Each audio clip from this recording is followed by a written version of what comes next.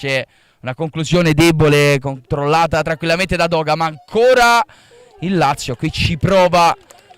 Cross a spiovere nell'area piccola, l'uscita alta di Guizzo, poi Bagliesi sulla traversa, a basso, Covolo col mancino in area, il colpo di testa.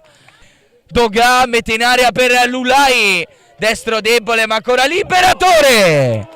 E la parata di Tommaso Guizzo. Cerca il dialogo al limite Cagliari con un gran pallone dentro Prodan. A rientrare col mancino Covolo, Vesentini aveva tagliato bene sul primo palo il 19, non devia il pallone. Allora ancora Covolo per Dall'Armellina.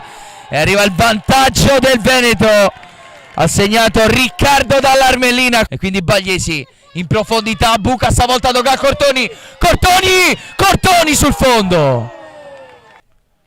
Bagliesi, cross sul palo lontano, la palla dentro, buca Odisio, incredibile salvataggio sulla linea da parte dell'entrato Zanella. Si inventa una bella giocata qui De Marchi con la deviazione sul palo, calcia ancora il pallone in profondità, ma arriva il triplice fischio di Nicolò Cipriani, vince il Veneto.